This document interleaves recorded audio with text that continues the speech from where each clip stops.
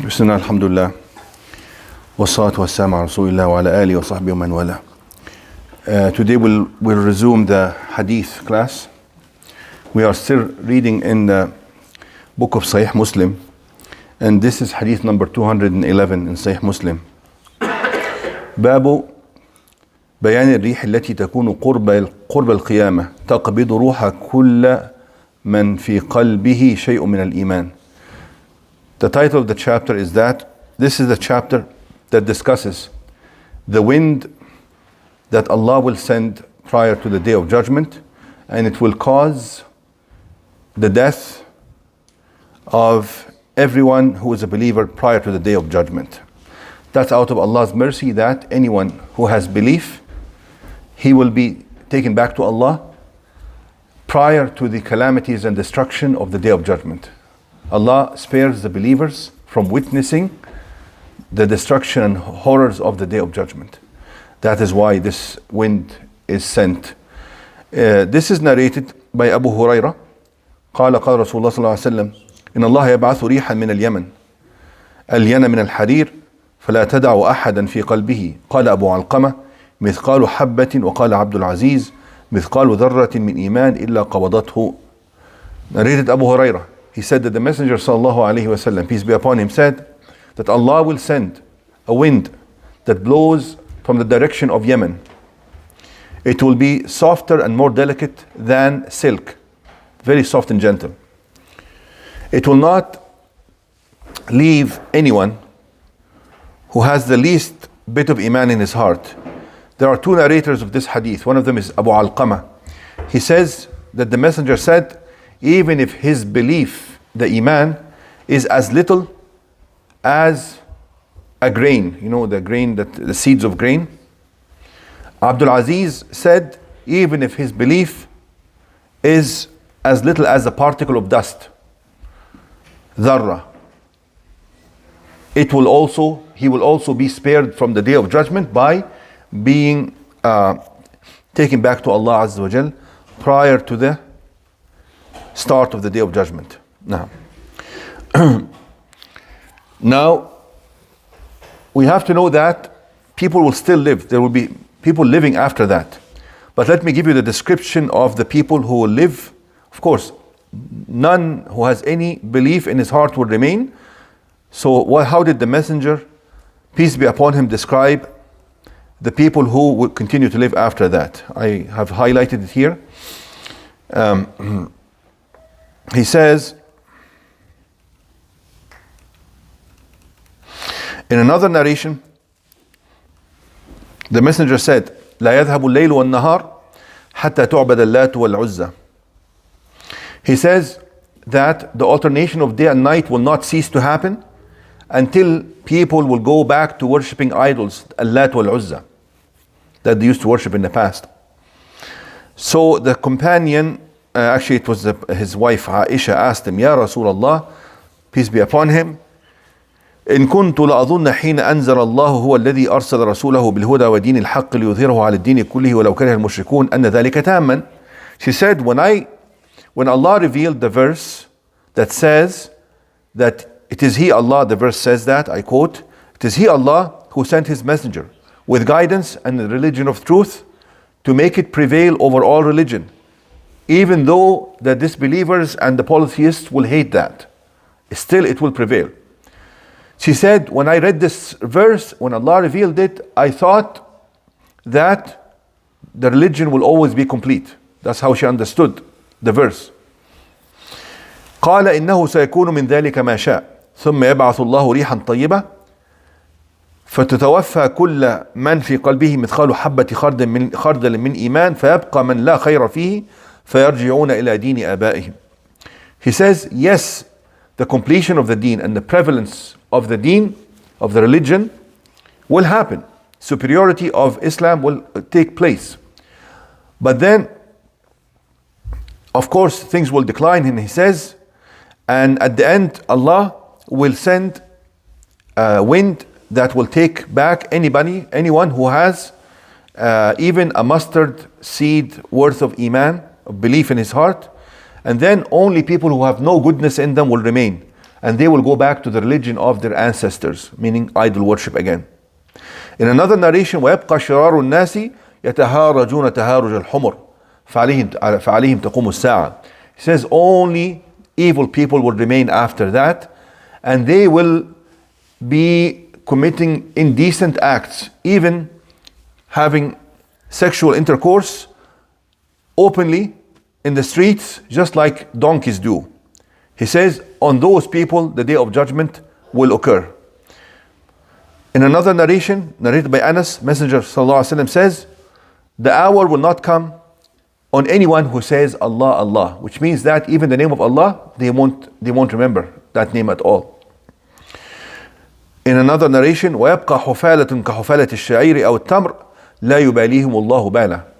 He says only people who have no goodness in them, he resembled them to the shaft that comes when you try to clear, when you're using, the grains, when you try to put them in a sieve and try to save them, yes, to bring the good grains out, and the shaft that is left behind, he described them as the shaft that is left behind, while the good grains are already taken.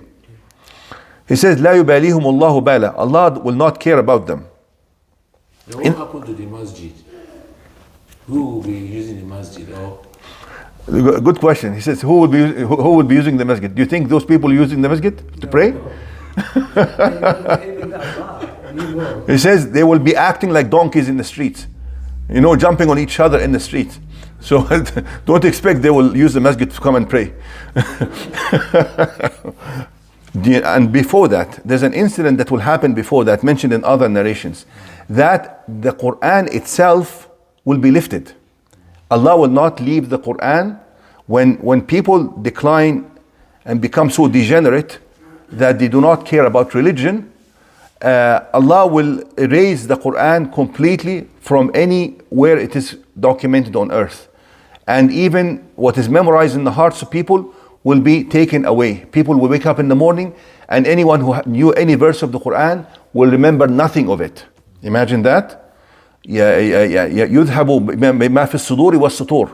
Whatever is written and whatever is in the hearts will be taken back by Allah Azza wa Jal, because the Quran is precious. Allah will not leave it to people who do not deserve it. Now, and then, yes, there will be still some people who will have the very least of Iman, and they would still know the kalima, the shahada. Ashhadu an la ilaha illallah wa ashhadu anna Muhammad Rasul. That's all they will know. And then the narrations say that when their children ask them, what is this word that you are saying? Ashhadu an la ilaha illallah wa anna Muhammad Rasulullah. He says, it is a word that we inherited from our fathers, and we just say it. Which means that they have the most little. And in some narrations, the Sahaba said, وَتَنْفَعُهُمْ يَا رَسُولَ اللَّهِ. He says, this word, although they have no relationship with it and no practice, he says, they asked him, will it benefit them? He says, it will benefit them. It will benefit them. Now, تنفعهم. Subhanallah. And also, I would like to conclude with something. Some of the commentators on this hadith, like Imam al-Qurtubi, I believe, said, yes, he says that the Messenger ﷺ described the wind as that is delicate than silk. He concluded that Allah makes the death of those people, the believers, very easy because Allah loves them. Other commentators like Imam al-Nawawi responded to him, and I think Imam al-Nawawi is correct. He says, فَلَيْسَ التسهيل دليلا على التكرمة. That's very important. ولا التصعيب دليلا على الشقاء. He says, an easy death doesn't mean that you're honorable in the sight of Allah. And a harsh and hard, painful death does not mean that Allah dislikes you. He says it has no bearing to the subject. And he says, فَكَمْ شُقَّ عَلَى سَعِيدٍ وَسُهِّلَ عَلَى شَقِيٍّ. Subhanallah. He says, we can't count the number of people who are honorable in the sight of Allah, who had a harsh death. And we cannot count the number of people who are very distant from Allah who had a very easy death. He has a heart attack suddenly or he dies in his sleep, although he's been a tyrant all his life. Correct? And you find somebody who is a very righteous person tortured till death. Correct? So, and that's very important from Imam al-Nawawi. I don't know how Imam al-Qurtubi, although he's a very prominent hadith scholar, he's a prominent scholar in general, but he missed that. Imam al-Nawawi immediately, and that shows you that scholars are very honest. They don't let any statements go here and there without scrutiny. And he said, and then he mentioned a hadith which I would like to mention, and we will conclude with this one. He says, فعن زيد بن أسلم عن أبيه. Imam al-Nawawi responding to Imam al-Qurtubi. فعن زيد بن أسلم عن أبيه. Zayd ibn Aslam narrates from his father. It's actually a saying of the Sahabi, not a saying of the Prophet. He says, إذا بقي على المؤمن شيء من درجاته لم يبلغه من عمله شدد الله عليه الموت. Very important. He says that Allah has chosen for every believer a certain level in Jannah. A certain level in paradise is chosen for everyone, believer. He says, if this believer does not reach or achieve this level through his deeds and actions, Allah will make his death harsh and hard on him to elevate him to that level. Very important. He says, لِيَبْلُغَ بِكَرَمِهِ دَرَجَتَهُ فِي الْآخِرَةِ. He says, this is out of the generosity of Allah, not to deprive him of his status that he wanted for him in Akhirah. You follow? وإذا كان للكافر معروف لم يجز به في الدنيا سهل الله عليه الموت. He says, and if a disbeliever had some good deeds which he still has not received the reward for in dunya, because the kuffar receive the reward for any good deeds they have done in this life here.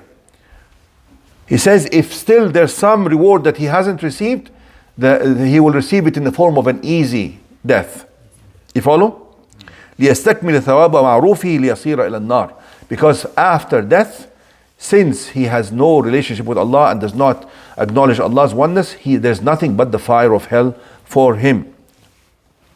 Aisha said, لا أغبط أحدا سهل عليه الموت بعد الذي رأيت من شدة موت رسول الله صلى الله عليه وسلم. She says, I will never envy anyone who had an easy death after I saw what the Messenger sallallahu alaihi wasallam and Prophet went through during his death.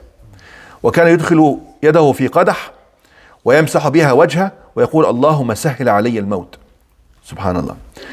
He used to put his hand in a pot of water, in a vessel of water, and wipe his face and make a dua to Allah. He says, oh Allah, make my death easy, which means that he was suffering during that time. فقالت فاطمة حينئذ وكربا لكربك يا أبتاه.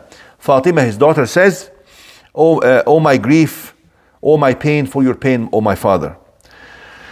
فقال لا كرب لأبيك بعد اليوم. This is the most important part of the hadith. He says, there is no distress and no hardship on your father after today. Which means that he is going through this hardship right now to reach this status that Allah has reserved for him, which is the highest ever status any human being can reach. It's just like he said about himself, وَسَلُوا لِيَ الْوَسِيلَةِ. Ask when you after the adhan, when you say Allahumma ati Sayyidina Muhammad al-wasilata wal-fadila wal-darajat al-aliyat al-rafi'a وَبَعَثُ مَقَامًا مَحْمُودًا الَّذِي وَعَدْتَ. He says وَسَلُوا لِيَ الْوَسِيلَةِ. He says after each adhan, ask Allah to make me reach this level in Jannah which He has reserved for me. And they asked him, what is al-wasila? What is this wasila that you're asking us to make dua for you to reach?